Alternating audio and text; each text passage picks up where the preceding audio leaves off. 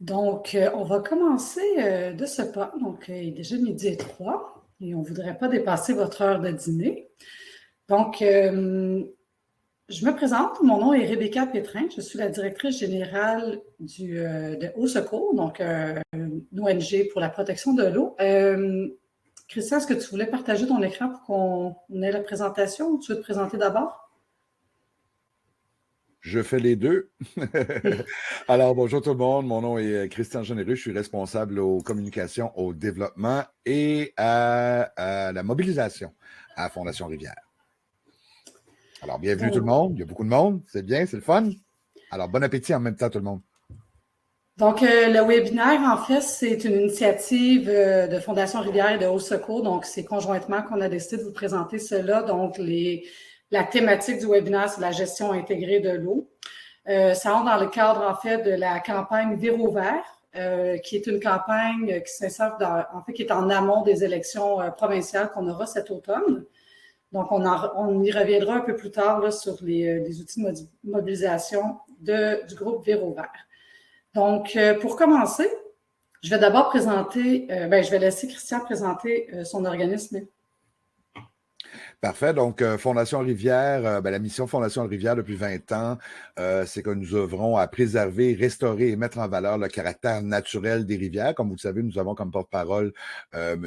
Roy Dupuis, qui est cofondateur, ainsi qu'Alain Saladius, qui est aussi cofondateur de la Fondation. Nous contribuons à assurer la qualité de l'eau et à l'accès à l'eau pour la population québécoise, en tenant compte, bien entendu, des dimensions sociales, environnementales et économiques. Nous sommes une organisation d'environ 7 employés. On a 3 stagiaires de plus. Donc, on est plein emploi, disons, à Fondation Rivière, mais on travaille très, très, très fort là, pour aider à ce que les rivières soient belles et bonnes pour tout le monde. Alors, je repasse la parole à Rebecca pour présenter Eau Secours.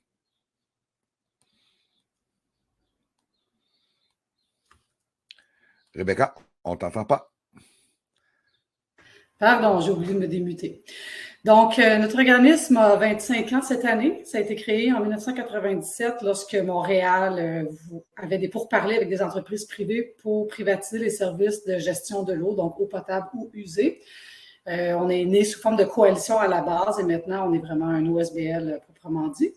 Notre mission, c'est toujours de promouvoir la protection, la gestion responsable de l'eau, donc dans une perspective de santé environnementale, d'équité, accessibilité et défense collective des droits. Donc, notre mission, c'est vraiment un accès à une eau potable à l'ensemble de la population.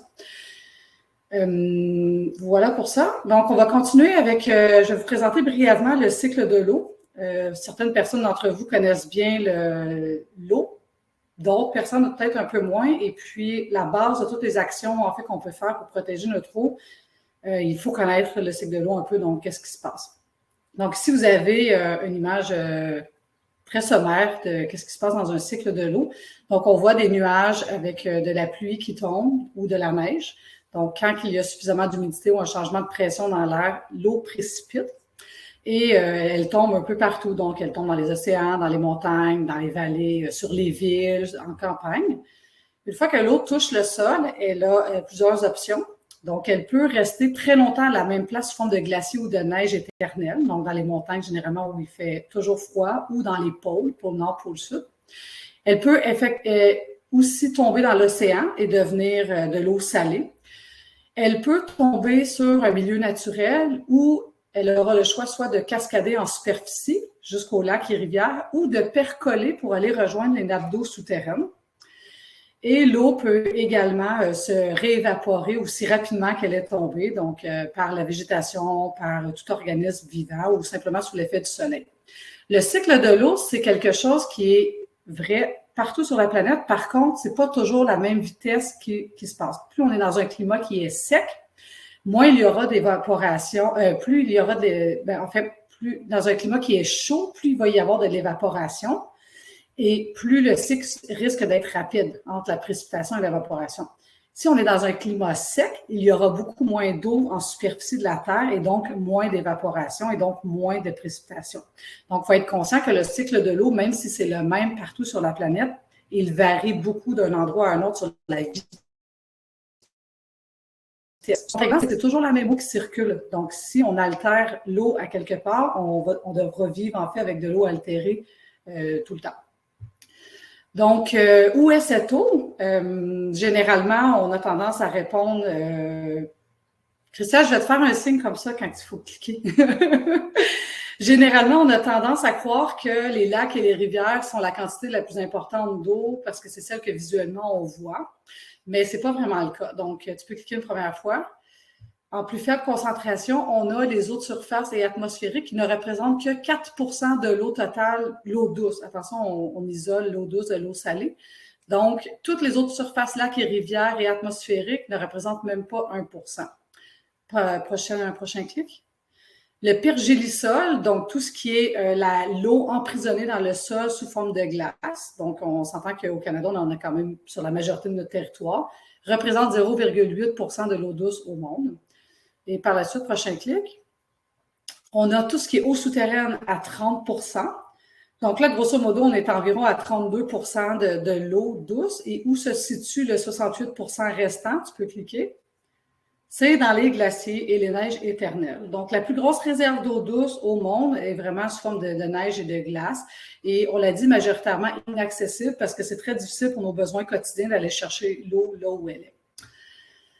Voilà pour ça. Ensuite, on introduit aussi le concept de bassin versant.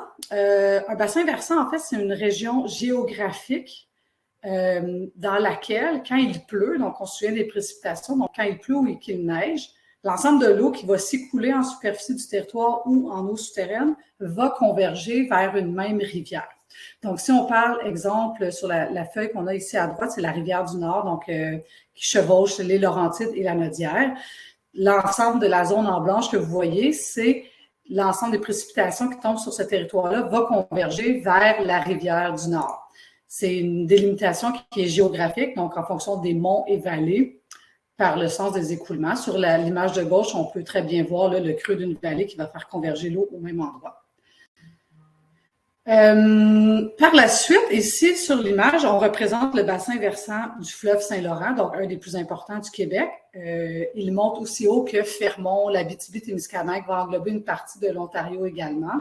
Ça représente 1,2 de l'eau douce mondiale pour seulement 0,2 de la population mondiale. Donc, ce qu'on voit ici aussi, c'est que la richesse en eau qu'on a au Québec, elle est inéquitablement répartis sur la planète et on a un gros devoir face à ça. On a le devoir, la responsabilité de la conserver. Ce n'est pas parce qu'on en a beaucoup qu'on doit se doter du droit de la gaspiller. Donc, c'est vraiment une chance inouïe que nous avons. Donc, je vous présente maintenant la gouvernance de l'eau du Québec. Maintenant que vous avez un petit peu les notions de base là, sur l'eau, on peut expliquer qu'est-ce qu'il y avait comme initiative au gouvernement du Québec pour gestion, comme quand on parle de gestion intégrée de l'eau. En 2020, en 2002, le gouvernement du Québec, en fait, a adopté la politique nationale de l'eau, par laquelle le Québec confirme l'importance d'assurer la gestion responsable de l'eau et il définit par bassin versant. Donc, comme je vous ai montré tantôt, le bassin versant, c'est les eaux qui convergent vers une rivière. On ne peut pas travailler simplement municipalité par municipalité. Il faut voir l'ensemble du bassin versant parce que si trop de personnes puisent ou contaminent les eaux en amont d'un bassin versant, c'est les municipalités, les utilisateurs en aval qui vont être aux prises avec les conséquences. Donc, c'est important quand on parle de gestion responsable de l'eau que ça se fasse à l'échelle d'un bassin versant. C'était la philosophie même qui était derrière la politique nationale de l'eau qui a maintenant aujourd'hui 20 ans. Par la suite, prochain clic. Par la suite, il y a eu en 2009, en fait, on est rendu déjà dans la ligne d'en bas, il y a eu une loi pour encadrer en fait cette politique-là et cette initiative-là. C'est la loi affirmant le caractère collectif des ressources en eau visant à renforcer leur protection. Donc ici, l'initiative du gouvernement, ce qu'il voulait définir, c'est que l'eau, c'est une ressource qui est commune, qui appartient à l'ensemble des Québécois. Et il considère que c'est tous ensemble qu'on va être capable de gérer de façon durable cette ressource en eau. Donc, on demande aux citoyens, aux municipalités, aux MRC, aux chercheurs, aux organismes divers, aux entreprises privées, à l'ensemble de la collectivité, de mettre la main à la pâte et de voir dans une vision à long terme comment on peut utiliser et conserver cette eau-là pour que les générations futures en aient encore. En 2017, la loi a subi quelques modifications, mais dans l'ensemble, les grandes lignes étaient toujours les mêmes. Donc, par la suite, ça nous amène en fait après, par la suite, il y a eu la stratégie québécoise de l'eau, donc 2018-2030, qui se voulait être les grandes lignes, les grandes orientations sur comment, en fait, on met ça en œuvre, toutes ces initiatives-là, ces orientations-là. Et il y a différentes stratégies, comme la stratégie québécoise d'économie d'eau potable, entre autres, qui a vu le jour. Prochain clic. Les orientations ici seront détaillées. Je ne m'attarderai pas trop là-dessus parce que je ne veux pas trop empiéter. Ce n'est pas la priorité de notre présentation, mais grosso modo, vous pourrez y référer si vous voulez sur la stratégie québécoise. Il y a 7 orientations majeures avec des actions qui en découlent. Prochain clic. Ça nous amène aux deux premières menaces, en fait, à notre eau au Québec. La première, c'est la privatisation de la gestion de l'eau. Donc, on parle des services municipaux qui sont le traitement de l'eau potable et l'assainissement des eaux usées. Et la commercialisation de l'eau, donc, c'est le fait de prélever de l'eau de son environnement naturel pour la transformer ou pas la transformer et la revendre et en tirer des profits.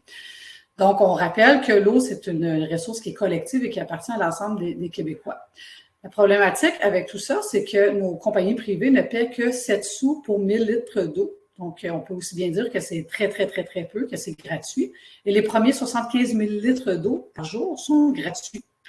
Au Québec, il y a encore 1 milliard de bouteilles d'eau qui est vendue par année. Et une eau embouteillée coûte pour un citoyen québécois à peu près 1000 fois plus cher que s'il puisait la même quantité de sa robinetterie en payant ses taxes municipales.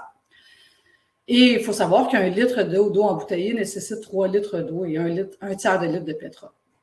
Donc, nous, par rapport à ces deux menaces-là, on a une proposition à faire au gouvernement en fait, du Québec.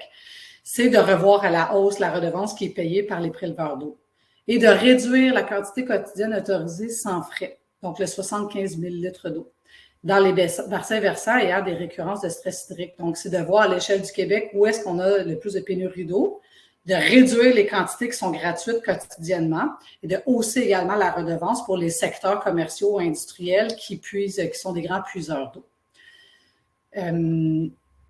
Voilà. Et la prochaine proposition, en fait, c'est également de rendre accessible et libre accès toutes les données de prélèvement d'eau, parce que jusqu'à aujourd'hui, malgré le fait que ça fait 20 ans que la politique nationale de l'eau a reconnu, en fait, l'implication des citoyens dans la gestion responsable de l'eau, on nous garde tout de même ces données-là confidentielles. Donc, on nous dit que c'est un secret commercial. Et c'est quand même problématique parce que si on veut assurer une bonne gestion de l'eau qui est prélevée sur un territoire, pour s'assurer que tous en ont suffisamment, on doit savoir qui prélève de l'eau, où et comment et pourquoi. Donc, ce qu'on demande au gouvernement du Québec, c'est de les rendre accessibles. Le ministère a déjà ces informations-là parce qu'au-delà de 75 000 litres d'eau quotidien, les entreprises ont l'obligation de faire les déclarations. Donc, la seule chose qu'on demande, c'est de les rendre publiques. Voilà pour cela. Je vais rendre la parole à mon collègue Christian pour la prochaine proposition. Merci beaucoup, Rebecca. Alors, bon, comme vous avez constaté, évidemment, c'est au niveau de puiser l'eau, en fin de compte, mais aussi, il faut voir par la suite quand les eaux sont utilisées.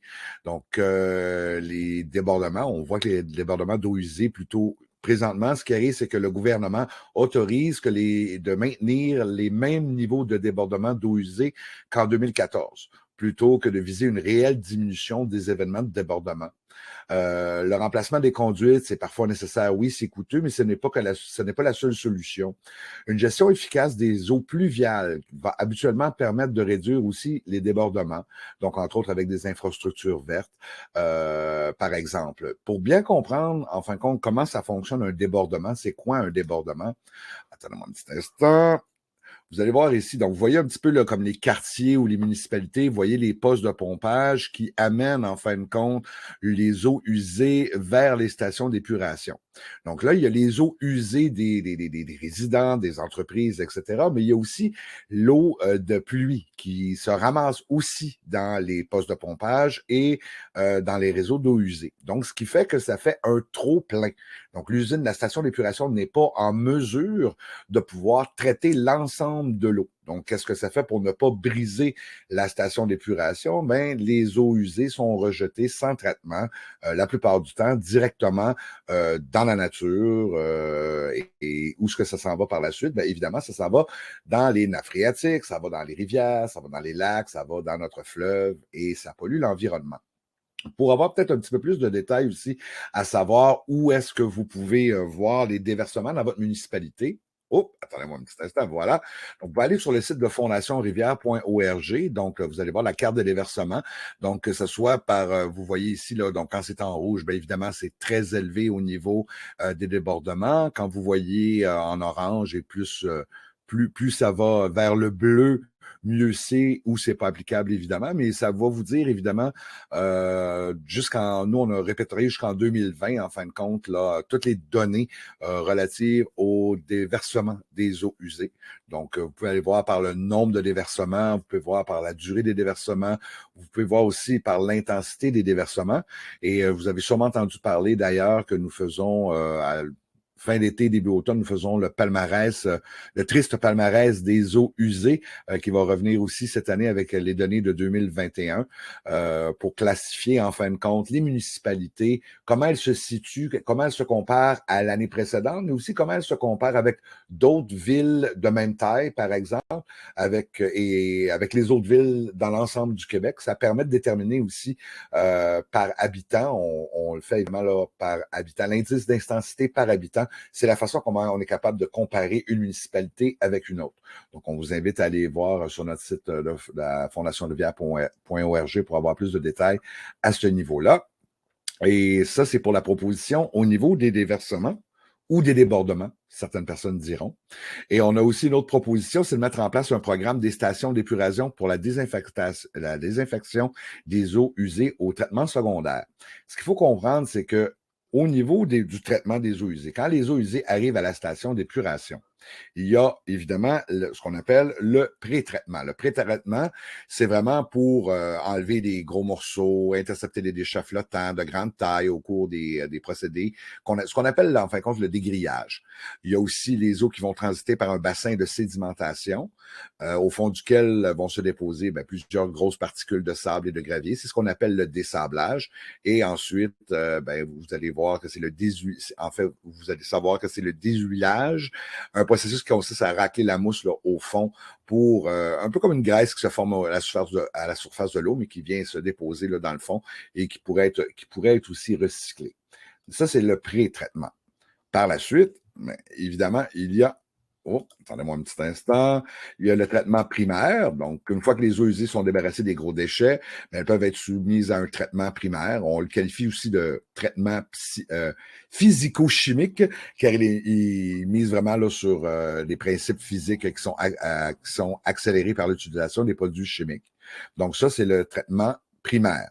Nous, ce qu'on demande, ce qu'on propose, en fin de compte, au gouvernement et aux partis politiques aussi, parce qu'il faut comprendre que dans Viro Vert, c'est des propositions que nous faisons à l'ensemble des partis politiques pour qu'ils incluent les propositions de Viro Vert, dont celle Au Secours et de Fondation Rivière, dans leur plateforme électorale.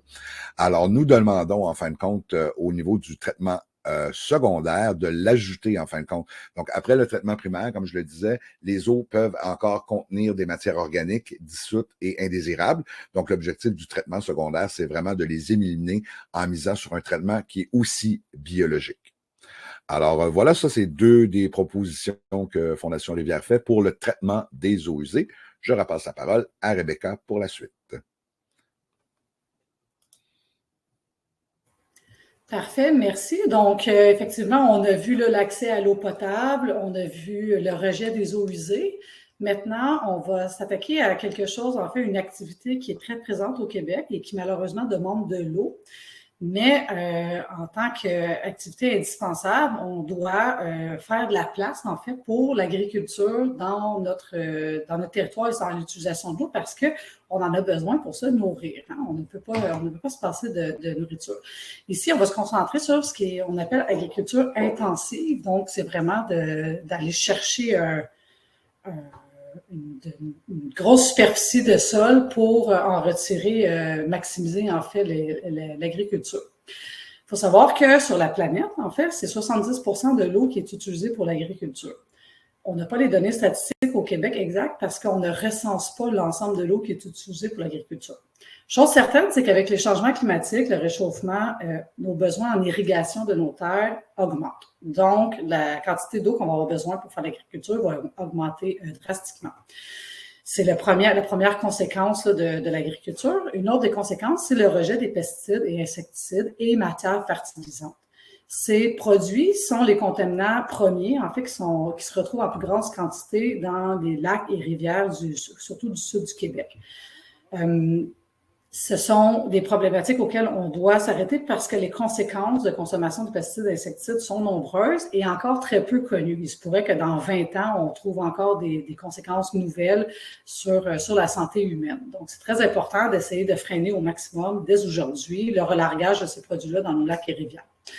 Dans les pistes de solutions, en fait, on a tout d'abord l'agriculture biologique à petite échelle. Donc, il y a des façons de faire l'agriculture au Québec qui sont très divergentes de celle-ci. Donc, dans les photos que vous voyez à l'écran, en haut à gauche, c'est une culture de canneberge. Donc, on utilise des bassins remplis d'eau pour collecter la canneberge. Il y a peut-être des façons différentes qu'on pourrait cueillir la canneberge plutôt que d'utiliser tous ces produits-là, toute cette eau-là. En haut à droite, vous voyez un système d'irrigation aérien. Donc, ces systèmes d'irrigation-là sont peut-être plus simples à installer, mais il y a plus de 50% de l'eau qui est perdue en évaporation. Lorsque c'est arrosé pendant une journée ensoleillée. Donc, maintenant, on utilise beaucoup plus des systèmes d'irrigation goutte à goutte. Donc, c'est des tuyaux perforés qu'on dispose au pied des plantes. En bas à droite, vous voyez une machine agricole qui fait de l'épandage de produits chimiques, donc probablement des pesticides et insecticides, dans son champ de monoculture.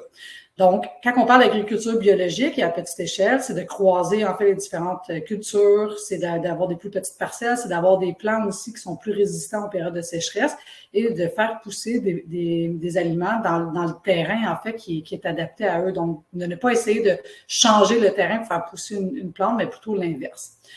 Et effectivement, si c'est de l'agriculture biologique, bien, on n'a plus l'épandage des produits chimiques qui se retrouvent dans l'environnement. Une autre des solutions, tu peux changer de diapo, c'est de mettre en place, en fait, un programme. C'est pas la bonne proposition. Je vais la dire verbalement parce que c'est pas la bonne. C'est non, remettez sur l'agriculture, ça va, parce que ça va mélanger. La proposition, en fait, qu'on a à faire auprès du gouvernement provincial, c'est de déployer, en fait, un programme de protection des bandes riveraines. Donc, la meilleure façon encore reconnue aujourd'hui pour limiter l'écoulement des produits chimiques et des matières fertilisantes dans les cours d'eau, c'est l'utilisation des bandes riveraines. Donc, une bande riveraine, c'est une bande qu'on laisse végétaliser naturellement tout le long des cours d'eau et des lacs. Présentement, c'est 5 à 8 mètres là, qui est demandé et c'est très peu surveillé encore au Québec. Donc, il y a encore beaucoup d'agriculteurs qui ne respectent pas cette distance minimale-là. Donc, nous, ce qu'on demande, c'est d'augmenter la distance de la bande riveraine pour que ça soit suffisant. Donc, on parle d'un 10 à 15 mètres et de mettre en place un programme de surveillance des zones, généralement dans les zones agricoles, pour s'assurer que cette distance-là, elle est respectée de tous. Donc, pour l'instant, c'est surtout sur le dos des municipalités que la charge est donnée de faire respecter cela et malheureusement, les effectifs manquent pour faire le tour du territoire. Donc, nous, on s'attend vraiment à ce que le ministère de l'Environnement puisse lui-même faire les vérifications et les pénalités en cas de non-respect de la bande riveraine. Je redonne la parole à Christian pour la dernière proposition. Merci beaucoup, Rebecca. Donc, la dernière proposition que Fondation a fait, évidemment, comme vous l'avez entendu dans la mission au début, c'est aussi de favoriser l'accès aux cours d'eau de la population partout au Québec, évidemment que ce soit autant au fleuve Saint-Laurent que les rivières, les plans et les cours d'eau. Alors, comme vous le savez, avec le nombre il fait très chaud, voyons. J'ai un froid, j'ai un blanc là présentement. Avec les changements climatiques, les périodes de canicule, voilà, qui seront de plus en plus courantes, il est important de redonner accès à la population aux cours d'eau du Québec. La qualité de l'eau dans les rivières a été particulièrement par temps sec. C'est propice à la baignade pour l'été, quand il n'y a pas de grosse pluie, évidemment. Aujourd'hui, beaucoup de privatisation et de manque d'aménagement sécuritaire font en sorte que l'accès aux cours d'eau est très limité pour la population. Et à ce chapitre, le gouvernement gouvernement a un rôle à jouer. Donc, on demande évidemment aux partis politiques et au gouvernement là, de pouvoir favoriser un programme en ce sens. La contamination bactériologique peut avoir de nombreuses conséquences, par contre. Donc, c'est sûr et certain que il faut aussi établir un protocole pour s'assurer de la sécurité des gens. Donc, c'est là que nous, on peut donner un bon coup de main pour aider les municipalités et les organismes du milieu qui veulent ouvrir des plages. D'ailleurs, pour ce faire, nous avons, pour ceux qui suivent la Fondation Rivière, nous avons lancé hier la programmation de notre semaine du Grand Splash, la 2e édition, qui va avoir lieu du 1er au 10 juillet cette année, un petit peu partout au Québec, surtout dans la grande région de Montréal. Alors, on va en profiter, regarder une petite vidéo qui va vous dire un petit peu c'est où, et en même temps, ça permet de présenter la présidence d'honneur. Alors, j'y vais à l'instant. Shake your shit, bouge cette chose. Rappelle-toi le bouger, c'est ta maman te donner. S'il y a des textes, si get down, bouge, s'il y a des textes, I'm so late to stay. Shake your shit, bouge cette chose. Rappelle-toi le bouger, c'est ta maman te donner.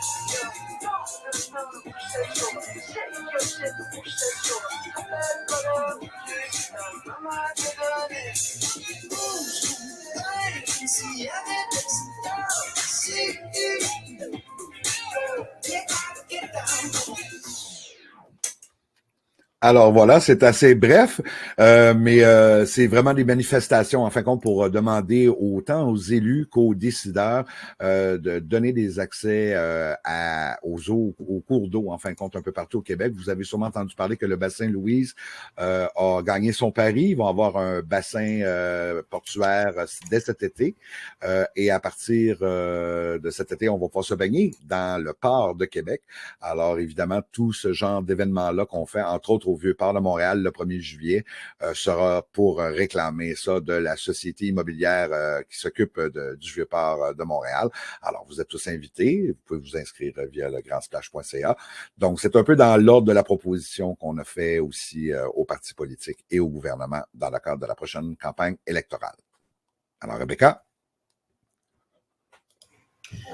Oh. Donc, pourquoi est-ce qu'on vous présente tout ça aujourd'hui? Pourquoi est-ce qu'on vous présente les enjeux? Pourquoi est-ce qu'on vous parle de propositions qu'on peut faire au gouvernement du Québec? C'est effectivement parce qu'il y a des élections provinciales qui s'en viennent.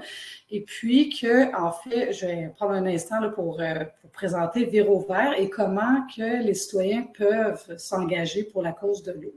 Donc, c'est quoi l'objectif final? Puis qu'est-ce qu'on attend de vous, en fait, en tant que citoyen? Donc, tu peux changer la diapo. En tant que citoyen, vous avez un grand pouvoir d'action. Donc, la première étape, c'est de s'informer des enjeux qui menacent la préservation de l'eau. C'est un peu l'objectif là, du webinaire aujourd'hui. C'est de vous présenter un petit portrait là, très, très succinct de qu'est-ce qui menace notre eau au Québec.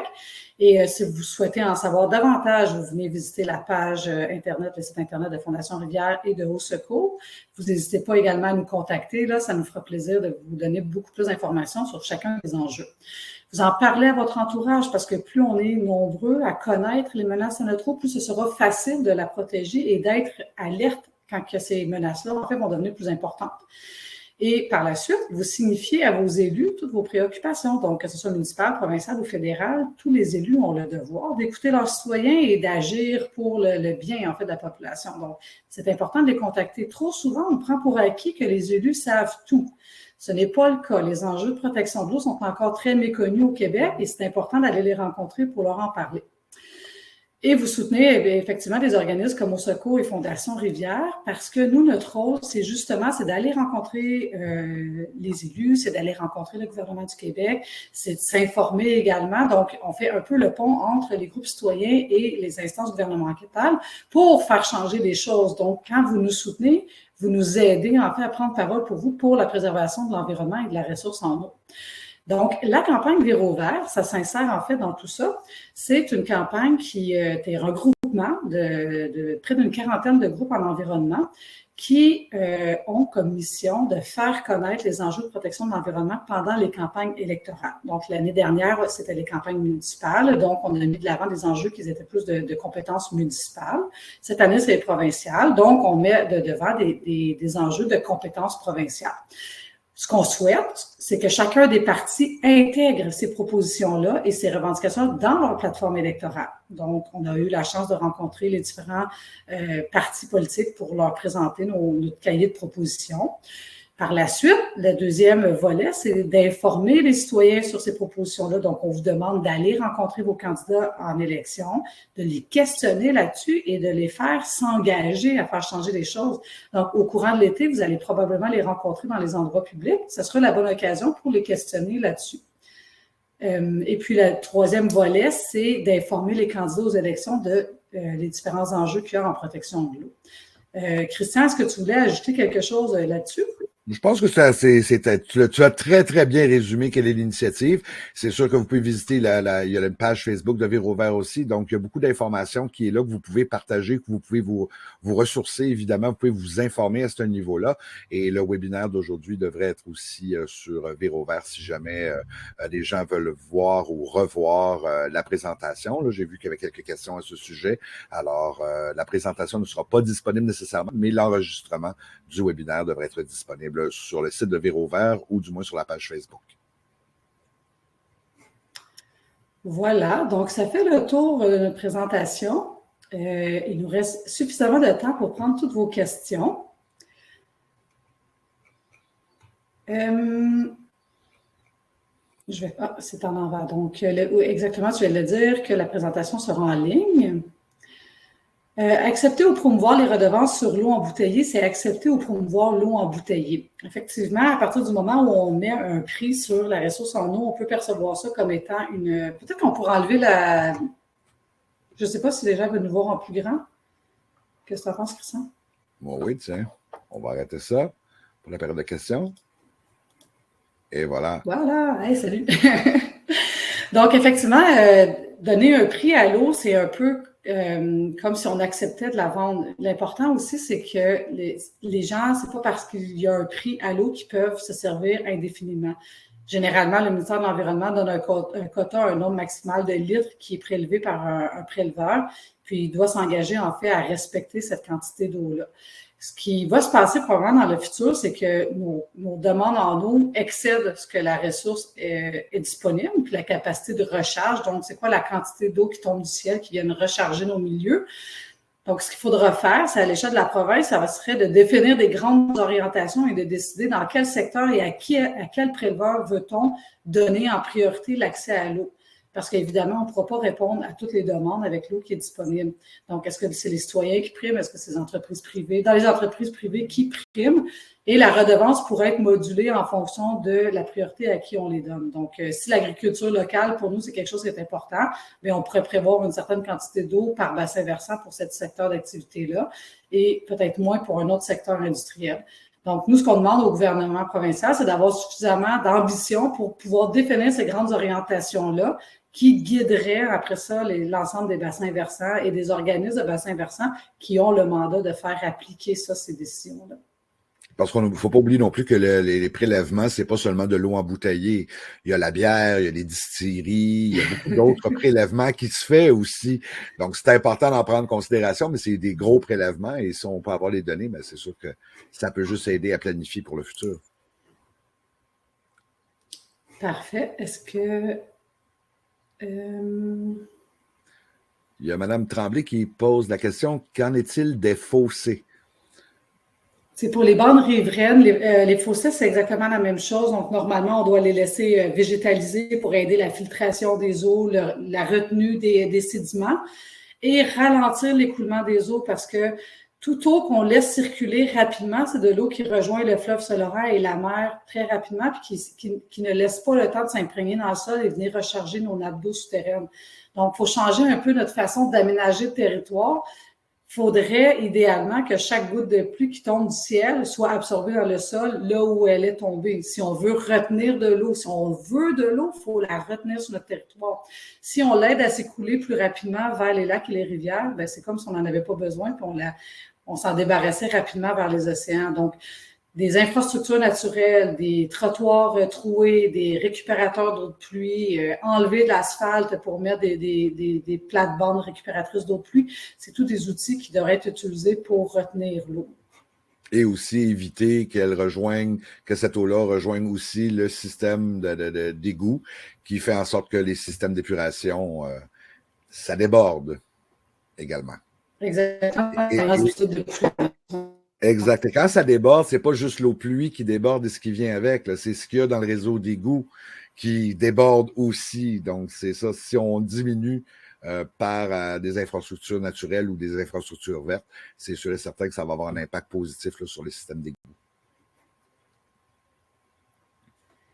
On a une question ici, c'est de M. Gaétan Roy. Qu'en est-il de l'eau salée? Des entreprises québécoises se sont entraînées dans la désalinisation. Effectivement, on a vu dans les nouvelles dans la dernière année qu'on exportait de l'ingénierie technologique là, pour désaliniser l'eau. Il faut savoir que c'est une technologie qui est très coûteuse, autant à l'achat qu'en énergie. Donc, ça prend de l'énergie pour alimenter ce type de centrale-là.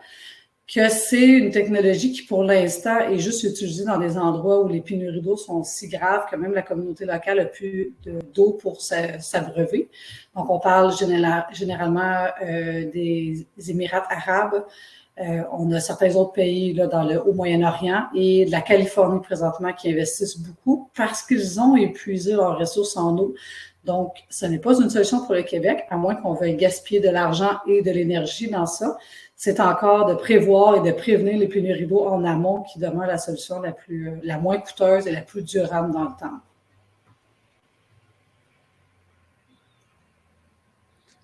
Excellent. On a une question ici de M. Blais. Vous êtes inscrit auprès du DGEQ comme organisme citoyen neutre qui peuvent intervenir durant la campagne électorale.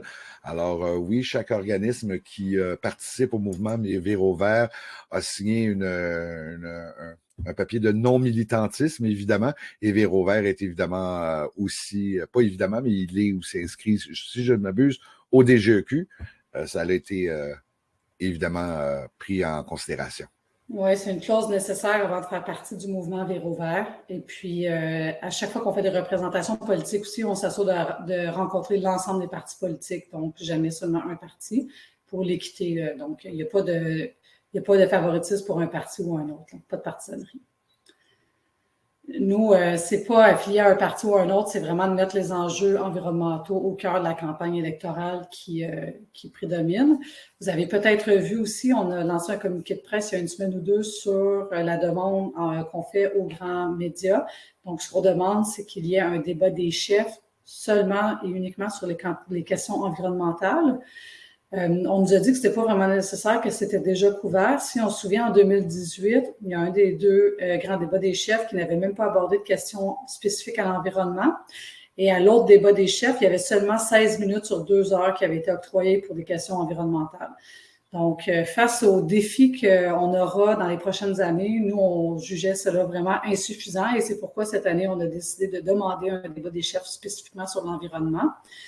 C'est à venir. Il y a une pétition qui est en ligne si ça vous intéresse d'aller l'appuyer, si c'est quelque chose qui est important pour vous de passer plus que 16 minutes sur les questions environnementales.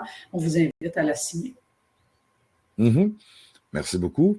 Je vois qu'il y a aussi une autre question de Mme Baudin au niveau de vos recommandations aux élus et aux instances gouvernementales. Voyez-vous une différence? Voyez-vous qu'elles ont un poids et qu'elles sont considérées au niveau des décisions et actions?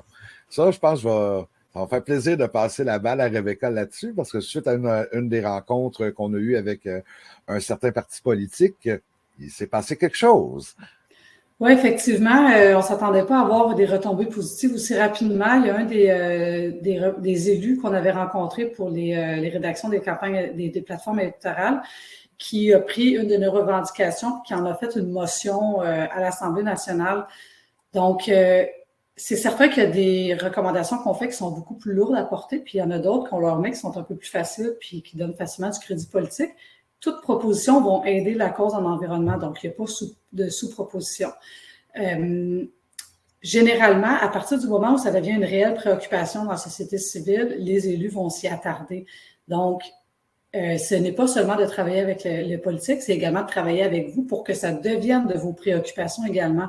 Parce que si un élu ou un candidat aux élections se fait solliciter partout où il va sur une question environnementale, il n'y aura pas le choix de se positionner puis de s'engager à le faire. Tandis que si ça reste clos, qu'on n'en entend pas parler, bien, probablement qu'il ne va juste jamais être informé sur le sujet. Mais oui, ça donne beaucoup. Ça donne beaucoup à condition que la société civile nous appuie et se mobilise dans ces actions-là. Tous les gains qu'on a faits dans les dernières années auprès du gouvernement, c'est la mobilisation citoyenne qui nous appuie dans une initiative. Ne négligez vraiment pas le pouvoir que vous avez en tant que citoyen dans une démocratie comme on a au Québec. Et il y a des petites actions qui sont faciles, il y en a des plus difficiles. Peut-être que tu pourrais parler, Christian, de la proposition qu'on avait mise en gouvernance, qui n'est pas spécifique à l'eau, mais qui serait vraiment importante, étant donné que ça vient de Fondation Rivière. Peut-être que tu pourrais en parler. En fait, Fondation Rivière, on a fait 2 propositions. Tu me prends un petit peu à brûle pour point comme ça, là. Bon, en gros, ce qu'on a fait, c'est qu'on a fait 2 propositions. Donc, une, c'est de quadrupler le budget du ministère de l'Environnement parce qu'on réalise que c'est 0,25 à 0,33% du budget global de l'environnement, de l'État, pas de l'environnement, mais vraiment de l'État. Donc, ça représente à peu près 1 à 2 journées du ministère de la Santé. Donc, nous, ce qu'on demande, c'est de donner les moyens financiers au ministère de l'Environnement pour pouvoir en faire plus. Donc, de quadrupler le budget global, en fin de compte, là, du ministère de l'Environnement sur le budget global du gouvernement. Donc, il y a ça. Et l'autre chose aussi, c'est de donner de plus de pouvoir sur la politique gouvernementale québécoise au ministère de l'Environnement. En fait, c'est de lui donner les moyens, donc les pouvoirs, et aussi de concerter, en fin de compte, l'ensemble de cette action politique-là ou de cette politique gouvernementale-là avec l'ensemble des autres ministères, que ce soit l'agriculture, que ce soit les transports, que ce soit les forêts. Donc, c'est vraiment de concerter l'effort. C'est logique, c'est cohérent à partir de ce moment-là, en ayant ces pouvoirs-là, en ayant plus de pouvoirs, cette responsabilité-là, de lui donner aussi des pouvoirs pour pouvoir l'appliquer, ce qui est super important aussi, et ça permettrait une cohérence là, gouvernementale, une meilleure efficacité à ce niveau-là. Donc ça, c'est 2 propositions au niveau de la gouvernance qui sont aussi importantes. Si le ministère de l'Environnement a plus de pouvoir et a plus de ressources financières, ben, c'est sûr et certain qu'il va être en mesure d'en faire davantage. Alors, voilà, Rebecca. Je viens d'avoir une question, d'ailleurs, vite, je vais y revenir, mais je vais te laisser peut-être développer là-dessus. Il y a M. Briand qui parle concernant parce qu'on a parlé des bassins versants, etc., mais on n'a pas parlé vraiment beaucoup des OBV. Les OBV, il y en a une quarantaine, je crois, au Québec. Oui, donc la question de M. Briand, c'est vous avez brièvement évoqué la gestion intégrée de l'eau au Québec sans considérer l'existence du vaste réseau des OBV. Voyez-vous en dire davantage sur ce réseau et ses relations avec vos initiatives? Les organismes de bassins versants, en fait, le regroupement, généralement, on discute avec le regroupement pour rejoindre l'ensemble des organismes de bassins versants. C'est effectivement des personnes qu'on a contactées pour les mettre au courant de nos différentes initiatives. Peut-être pour ceux qui ne sont pas du milieu, on pourrait peut-être expliquer grosso modo. Chaque grand bassin versant, en fait, le Québec a été divisé en grands bassins versants, donc autour de ces rivières majeures. Et il y a un organisme qui représente chacun de ces bassins versants-là, qui a en fait la mission d'assurer justement une gestion intégrée de l'eau. Donc, l'ensemble des utilisateurs, comment est-ce qu'on partage cette ressource-là. Et il y a le regroupement, en fait, qui est l'organisme qui a le mandat de chapeauter tous ces bassins versants-là du Québec, ces organismes. Donc, généralement, on discute avec le regroupement des bassins versants. Les organismes de bassins versants ont une mission qui est vraiment de mettre en place un plan directeur de l'eau, de mettre des actions, de rencontrer les gens aussi dans le bassin versant et de trouver des solutions. Par contre, on les a rencontrés justement avant d'aller dans notre processus juridique pour avoir accès aux quantités d'eau prélevées, pour leur demander si eux, ils avaient accès à ces données-là. Et en fait, ils nous ont confirmé que non, ils n'ont pas plus accès aux quantités qui sont prélevées sur leur territoire. Donc, je crois qu'on essaie de travailler main dans la main, en fait, pour faire avancer la cause, puis avoir accès aux données de base qui va nous permettre de faire une gestion intégrée de l'eau. Mais ce qui manque encore, c'est toujours les orientations provinciales de l'utilisation de l'eau et de comment on gère cette eau-là. Donc, ce qu'on pointe un peu ici, c'est le manque de directives qui viennent du gouvernement provincial qui pourra par la suite percoler dans la société civile, mais également au travers des différents organismes de bassin versant. Donc, au lieu de travailler chacun pour soi dans leur bassin versant, ça leur permettrait de s'orienter sous des grandes directives. Donc, quel type d'activité est-ce qu'on priorise avec notre utilisation de l'eau, laquelle moins et comment est-ce qu'on fait ça et de surtout avoir transparence à 100% sur les données de base sur l'eau. Donc, on a tous besoin de ces données-là. Donc, on travaille sur la même cause, mais pas de la même façon. Eux, c'est vraiment de faire percoler ces initiatives-là dans leur territoire, tandis que nous, c'est vraiment de faire la revendication et la mobilisation auprès du gouvernement. Donc, à chacun notre façon, on travaille pour la même cause, mais pas avec les mêmes outils. Exactement. Mais aussi, les OBV, c'est vraiment des organismes de concertation avec les intervenants du milieu, comparativement à, un exemple, au Secours, aux Fondations Rivière, où ce que nous, on fait plus de revendications auprès des élus, des décideurs et aussi, pourquoi pas, des candidats aux prochaines élections. Est-ce qu'il y avait d'autres questions? Une question d'Amine. Les citoyens ne comprennent pas toujours les enjeux liés aux redevances sur l'eau. Comment peut-on les rassurer qu'ils ne paient pas une taxe sur l'eau qu'ils consomment pour leurs besoins personnels?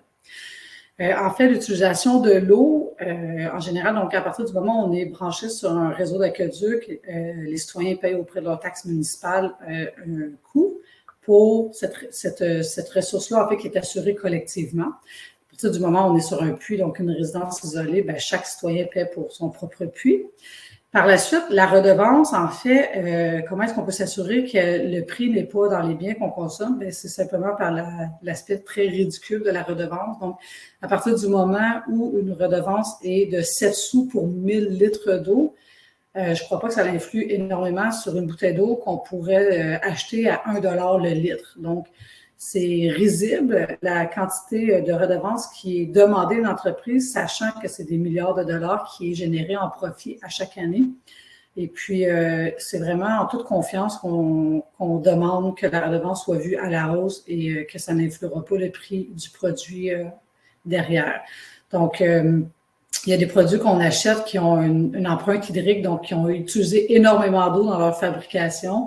Et on peut quand même se permettre de payer ces produits-là. Donc, il faut savoir aussi que la redevance doit avoir une utilisation là, pour nous par la suite parce que ce fonds-là pourrait être réinvesti justement auprès des municipalités pour aider les municipalités à mettre à niveau leur système de traitement d'eau usée et d'eau potable. Donc, c'est à nous aussi de décider qu'est-ce qu'on voudrait faire avec cette redevance d'eau-là pour s'assurer que c'est l'ensemble des citoyens qui puissent en bénéficier. Excellent, merci. Une question de Mme Céline Baudin. Donc, au niveau de la gestion intégrée de l'eau, j'ai l'impression qu'on parle beaucoup de son concept en général et moins des moyens pris pour la mise en application de ce concept. Par exemple, au niveau de la concertation des différents acteurs. Comment procédez-vous? Malheureusement, je pourrais répondre à cette question-là si j'étais au gouvernement du Québec. C'est pas à nous à décider vraiment qui doit en utiliser. La seule chose qu'on peut faire, nous, c'est d'informer, de sensibiliser un maximum pour réduire la consommation d'eau ou opter pour un choix plutôt qu'un autre. C'est la revendication première qu'on fait auprès du gouvernement, c'est de faire preuve de beaucoup plus d'ambition là, sur les moyens pour s'y prendre. Plus on attend, plus on gaspille notre eau et plus les conflits entre les différents utilisateurs vont être fréquents et plus ça va être difficile de régler ces conflits-là. Donc, rendez les données transparentes, faites état de situation sur qui utilise de l'eau en ce moment au Québec et ayez des orientations claires pour définir qui doit réduire sa consommation et à qui on réserve aussi de l'eau. Donc, malheureusement, je n'ai pas de réponse à donner à ça. Il y a des différentes actions qui sont prises par des municipalités, des MRC, où il y a certaines entreprises aussi qui prennent des actions pour réduire leur consommation d'eau, mais règle générale, je peux malheureusement pas m'avancer là-dessus. Peut-être que, Christian, de votre côté, côté eau usée. Exemple, du côté eau usée, ça dépend aussi beaucoup, évidemment, le budget municipal parce que c'est eux qui gèrent l'usine d'épuration, mais c'est aussi la réglementation qui est en place par le ministère de l'Environnement. Un exemple, donne tout à fait un exemple, il y a eu un décret il y a eu une réglementation qui autorise les municipalités présentement, j'en ai parlé un petit peu plus tôt, que les déversements, le niveau de déversement de 2014 sont encore autorisés aujourd'hui, ils sont encore autorisés à les maintenir encore pour les 10 prochaines années. Donc, on parle du même niveau de déversement. Donc, on parle de beaucoup de déversements depuis 2014. On est quand même en 2022.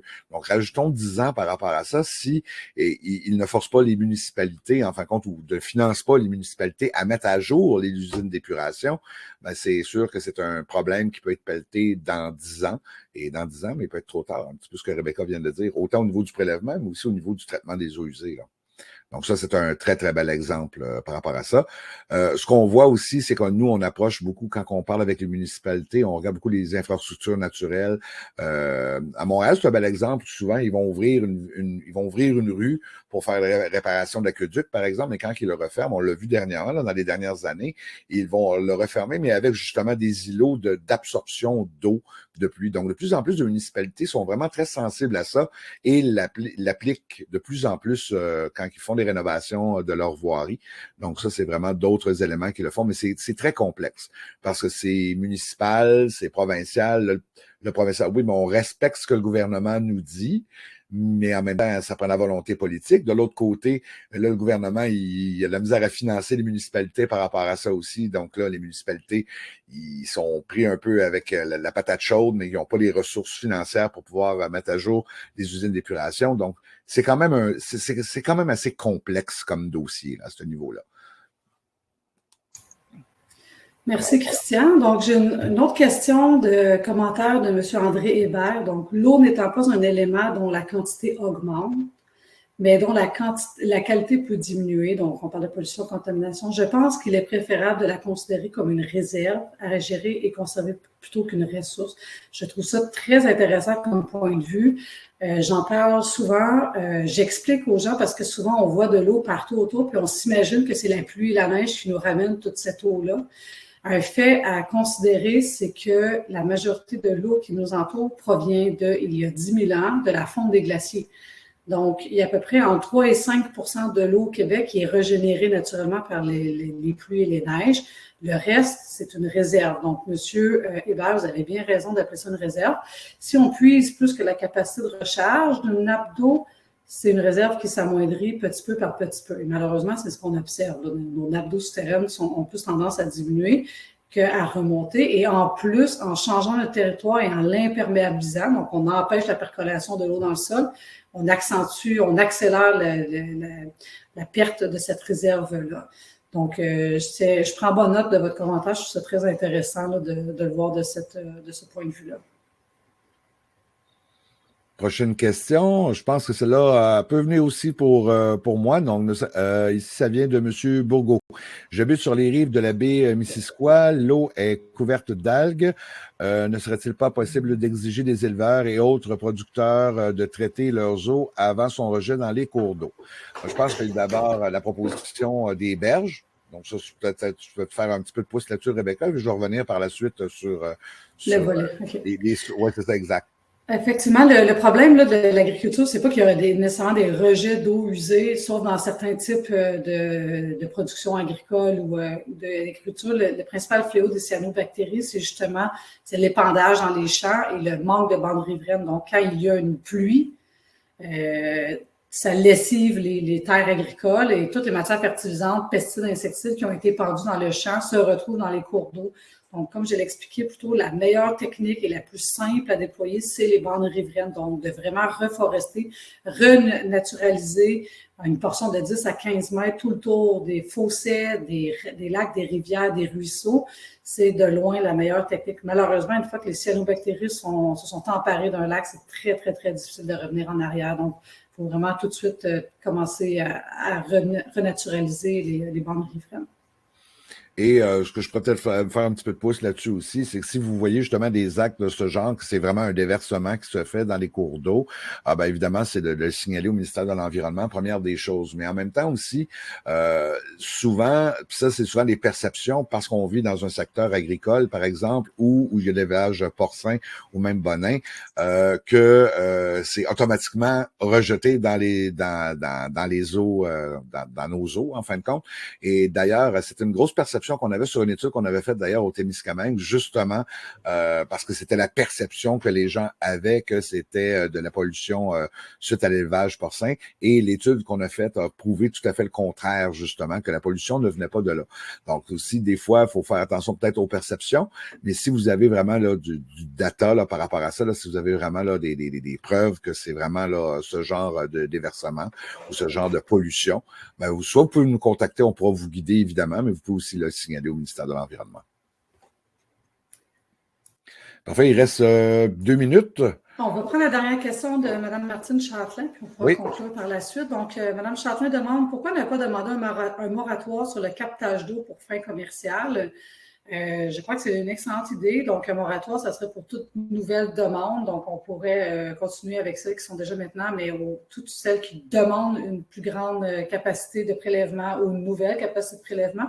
Ça nous permettrait au moins le temps de partager les quantités qui sont prévues en ce moment, de prioriser les zones, parce qu'il y a des zones dans le sud du Québec où c'est rendu minuit moins une. On a déjà des pénuries d'eau depuis plusieurs saisons estivales. Ça ne serait pas le temps de donner un nouveau permis de captation d'eau alors qu'on n'en a même plus assez pour les citoyens et les locaux. Donc, moi, je crois que ce serait une excellente demande, en fait, à faire auprès du ministère de l'Environnement, ce moratoire-là, le temps d'analyser notre territoire et de savoir qu'est-ce qu'on peut vraiment se permettre comme nouvelle captation d'eau. Excellent, merci beaucoup. Alors, je vais faire une petite plug vite. J'ai vu qu'Héloïse l'a fait aussi dans le chat. Donc, le mouvement Vire au vert, en plus des propositions qu'on a fait aux différents partis politiques, on en a parlé un petit peu plus tôt. Là, Rebecca en a parlé aussi, qu'on demande aussi un débat qui soit fait là, sur les changements climatiques, évidemment, pour l'ensemble des chefs des partis politiques. Donc, on est en train de récolter des signatures, enfin, contre une pétition pour demander que ce soit fait. Alors, vous pouvez aller sur vireauvert.org. Vous allez voir, là, il y a la pétition à signer. C'est très important. Là, on a besoin de plus de signatures. On vous invite aussi à partager ça dans vos groupes, dans vos gens que vous avez alentour de vous. On a vraiment besoin d'un nombre significatif de signatures. Plus de signatures qu'on a, plus que la pétition elle a du succès et plus qu'on aura des chances d'avoir un débat des chefs sur les changements climatiques et l'environnement. Alors voilà. Donc, merci tout le monde. Merci beaucoup d'avoir assisté à notre webinaire et puis partagé l'enregistrement aux personnes de votre entourage qui pourraient être intéressées. Si vous avez des questions, vous pouvez nous rejoindre là, via nos sites Internet. Et puis, merci Rebecca. Moi, c'était mon premier webinaire. Généralement, je fais ça en personne. Donc là, j'avais 2 écrans. J'étais un petit peu déconcentré. Là, c'était vraiment une première pour moi. Mais j'ai quand même vraiment bien aimé l'expérience. Merci, Christian. Moi, c'était pas mon premier, mais c'est toujours excitant de les faire quand même. Excellent. Merci tout le monde. Bon après-midi, tout le monde. Bonne journée.